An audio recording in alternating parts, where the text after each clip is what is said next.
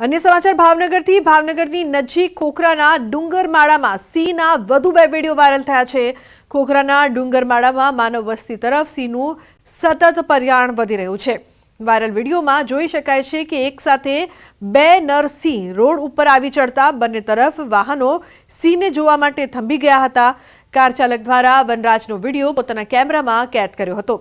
સિંહનો આ viral video 2 દિવસ પહેલાનો હોવાનું જાણવા મળ્યું છે। ન્યૂઝ 18 વાયરલ વિડીયોની નથી કરતું પુષ્ટિ।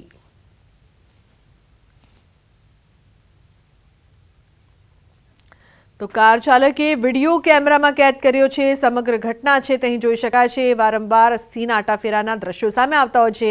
સિંહના વધુ 2 વિડીયો છે તે વાયરલ થઈ રહ્યા છે। એક તરફ ભાવનગરના દ્રશ્યો જ્યાં રોડ ક્રોસ કરતો સિંહ જોવા મળી રહ્યો છે, તો અન્ય દ્રશ્યોમાં પણ સિંહણ છે તે જોવા મળી રહી છે।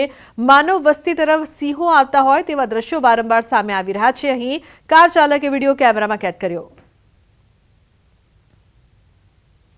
સમાચારમાં આગળ વધીએ। વાપી મહાનગરપાલિકાનું આજે 640 સૌપ્રથમ બજેટ રજૂ કરાયું છે। વાપી મહાનગરપાલિકાના વહીવટદાર જિલ્લા કલેક્ટર નૈમશ દવે અને મહાનગરપાલિકાના કમિશનર યોગેશ ચૌધરીની હાજરીમાં બજેટ રજૂ કરવામાં આવ્યું છે। અગાઉ વાપી નગરપાલિકા અને નવા સમાવેલા 11 ગામોનું કુલ વાર્ષિક બજેટ 173 કરોડ થયું હતું, પરંતુ નગર મહાનગરપાલિકા બન્યા બાદ બજેટમાં 4 ગણો વધારો થયો છે। નવા બજેટમાં 211 કરોડથી વધુનો ખર્ચ બાંધકામ વિભાગ માટે કરવામાં આવશે। શહેરમાં સ્વચ્છતા, આરોગ્ય, સુશોભન, એસટીપી પ્લાન્ટ, પાણી પુરવઠા અને ભૌતિક સુવિધાઓ ઊભી કરાશે। નવા સમાવેલા ગામોમાં રોડ, પાણી અને સ્વચ્છતા સહિતની સુવિધાઓ પાછળ કરોડ રૂપિયાનો ખર્ચની જોગવાઈ કરવામાં આવી છે। શહેરમાં પબ્લિક ટ્રાન્સપોર્ટ માટે પણ વિશેષ જોગવાઈ કરવામાં આવી છે। શહેરમાં કુલ 2 મોટા રિંગ રોડની પણ જોગવાઈ કરવામાં આવી છે। આમ પહેલા બજેટમાં જ વાપીમાં માળખાકીય સુવિધાઓ પાછળ કરોડ રૂપિયાનો ખર્ચ કરવામાં આવશે। શહેરમાં લોકોની સુખાકારી વધે અને સ્વચ્છતા જળવાઈ રહે તે માટે મહાનગરપાલિકા દ્વારા વિશેષ જોગવાઈ કરવામાં આવી। અગાઉ નગરપાલિકા અને 11 ગામોનું ભેગું થઈને 173 કરોડનું બજેટ હતું, જેને વધારીને મેં 640 કરોડ કર્યું છે। મહત્વની બાબત એ છે કે જે વેરા છે એ વેરામાં 1 પણ રૂપિયાનો અમે વધારો કરેલ નથી। ડ્રેનેજ અને વોટર સપ્લાયના કામો, બગીચા ડેવલપમેન્ટના કામો, સ્ટ્રીટ લાઇટ્સના કામો અને આ સિવાય થોડા સ્પોર્ટ્સ કોમ્પ્લેક્સ, લાઇબ્રેરી, સાંસ્કૃતિક ફંક્શન્સ, આ પ્રકારના પબ્લિકને ટચ કરવાના પ્રશ્નો બધા જે વિષય છે આ બધાનો સમાવેશ કરવાનો પ્રયાસ કર્યું છે। તો સૌરાષ્ટ્રની સૌથી મોટી સરકારી હોસ્પિટલ વિવાદોમાં આવી છે। જનાના હોસ્પિટલમાં વંદાનો ત્રાસ। હોસ્પિટલમાં ઉંદર બાદ હવે વંદાનો ત્રાસ। જનાના હોસ્પિટલના વોર્ડમાં વંદાનો વિડીયો વાયરલ થયો છે। આ હોસ્પિટલમાં રોજ સગર્ભા અને નવજાત બાળકોને સારવાર અપાય છે। ત્યાં જ ગંદકી અને વંદા ઉંદરના ત્રાસથી દર્દીઓ તો ઠીક, સગાઓ પણ પરેશાન થયા છે।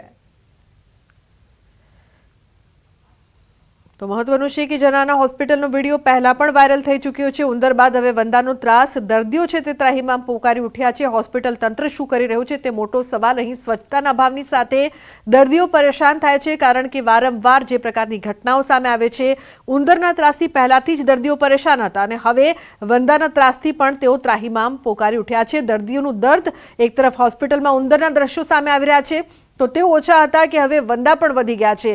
આ બંને દ્રશ્યોમાં જોઈ શકાય છે કે આ હોસ્પિટલ તો ખોલી, પરંતુ નથી કોઈ સ્વચ્છતા, નથી દર્દીઓ માટે કોઈ પણ તકેદારી રાખવામાં આવી રહી છે। રોગોના નિદાન માટે હોય છે હોસ્પિટલ, પરંતુ અહીં તો ઉંદર અને વંદાના ત્રાસના કારણે રોગો વધે તેવી સંભાવના ખાસ જોવા મળી રહી છે। ઉંદર બાદ હવે વંદાનો ત્રાસ। તો આ મામલે સિવિલ સુપ્રિન્ટેન્ડન્ટ મોનાલી માકડિયાનું નિવેદન, મને જાણકારી હતી, પેસ્ટ પણ કરવામાં આવી છે, આજે પણ સ્પ્રે કરવામાં આવ્યો છે, આના માટે અમે કોન્ટ્રાક્ટ આપ્યો છે, પરંતુ એજન્સી હજુ કામ ચાલુ નથી કરી રહી। સિંગલ ટાઈમ કોન્ટ્રાક્ટ પણ અમે આપી દીધા છે, વહેલામાં વહેલી તકે ત્યાં ફરી છંટકાવ કરવામાં આવશે। વંદાની મને જાણકારી પણ હતી અને લાસ્ટ વીક અમે ઇન્સેક્ટિસાઇડ સ્પ્રે કરી અને કંટ્રોલમાં પણ લાવેલા, છતાંય આ વીકમાં પાછો ઉપદ્રવ વધી ગયો છે, એટલે આજે પણ સ્પ્રે કરાવી દીધું છે અને સિંગલ ટાઈમ એક એજન્સીને અમે કોન્ટ્રાક્ટ આપી દીધો છે, જે ટૂંક સમયમાં આ માટે વર્ક ચાલુ કરશે। 1 વીકમાં પ્રોબ્લેમ ના થાય એના માટે સિંગલ ટાઈમ કોન્ટ્રાક્ટ અમે બીજી એજન્સીને જેમ દ્વારા ઓર્ડર કરી દીધો છે। તો બીજી તરફ રાજકોટ સિવિલ હોસ્પિટલમાં વધુ એક વખત મારામારીની ઘટના બની છે। ટ્રોમા સેન્ટર પાસે મારામારીનો બનાવ, સિક્યુરિટી ગાર્ડ અને દર્દીના સગા વચ્ચે મારામારી થઈ. સમગ્ર મામલાનો વિડીયો સોશિયલ મીડિયામાં વાયરલ. કયા કારણોસર બંને પક્ષ વચ્ચે મારામારી સર્જાઈ તે અંગે તપાસ શરૂ કરવામાં આવી. વાયરલ વિડીયોમાં બંને પક્ષો વચ્ચે બોલાચાલી થતી હોવાનું સામે આવ્યું છે. અન્ય સિક્યોરિટી ગાર્ડ દ્વારા બંને પક્ષના વ્યક્તિઓને છૂટા પાડવામાં આવ્યા છે.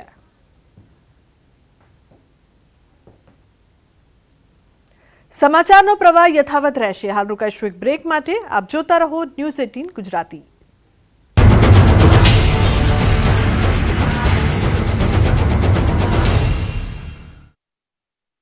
મોથોટ ફાઇનાન્સ પ્રસ્તુત કરે છે ગોલ્ડ લોન મેળો. ગોલ્ડ લોન લીધા પછી અને કસ્ટમર રેફર કર્યા પછી મેળવો સોનેરી મોકો, લાખોના ગિફ્ટ વાઉચર જીતવાનો, સાથે જીતો તમે 24 કેરેટ સાચું સોનું. ગોલ્ડ લોન લેવા માટે આજે જ મોથોટ ફાઇનાન્સની બ્રાન્ચમાં જાઓ અથવા કોલ કરો 1-800-313-1212.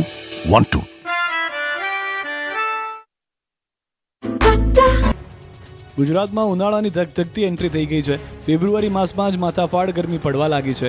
જેવી માર્ચ મહિનામાં ગરમી પડે તેવી ગરમી અત્યારથી પડવા લાગતા ઘરે ઘરે પંખાની બદલે સીધા એસી શરૂ થવા લાગ્યા છે.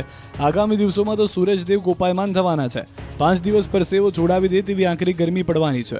હવામાન વિભાગે ઉનાળાની એન્ટ્રી સતત યલો એલર્ટ આપી દીધું છે. હવામાન વિભાગે આગાહી કરી છે કે હવે કાળઝાળ ગરમી માટે શેકાવા તૈયાર રહેજો. ગુજરાતના કાંઠા વિસ્તારમાં ગરમીનું યલો એલર્ટ અપાયું છે. કાંઠાના ભાગોમાં આખરી ગરમીનો અહેસાસ થશે. સૌરાષ્ટ્ર, કચ્છ અને દક્ષિણ ગુજરાતના દરિયાઈ વિસ્તારોમાં એલર્ટ અપાયું. આવતા દિવસોમાં પારો 2 થી 3 ડિગ્રી ઉંચકાઈ શકે.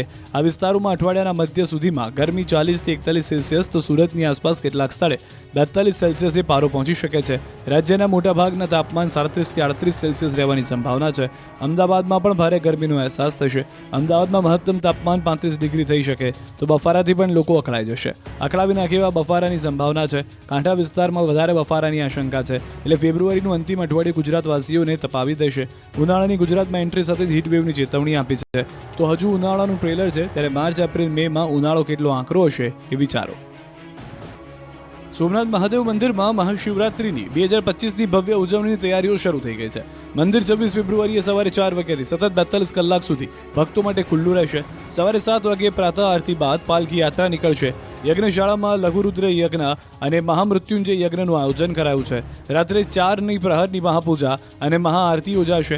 સવારે 8 વાગે સોમનાથ સમુદ્ર કિનારે હજારો ભક્તો માટે પાર્થિવ શિવલિંગ મહાપૂજાનું આયોજન કરવામાં આવ્યું છે.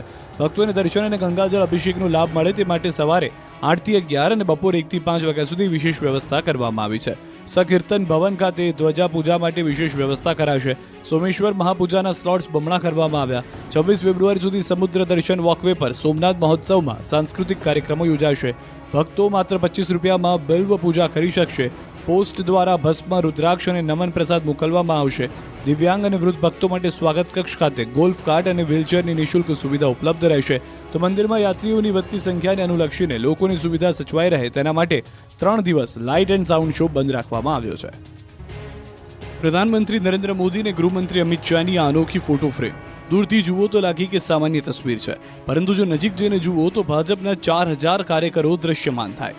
આ ફ્રેમમાં 1-2 નહીં પરંતુ મહેસાણા જિલ્લાના 4000 કાર્યકરોની તસવીરો અંકિત થયેલી છે. રાજ્યસભા સાંસદ મયંક નાયકે એક કાર્યકર કાયમી માટે યાદ રહે એ માટે આ ખાસ યાદગાર ફોટો ફ્રેમ તૈયાર કરી.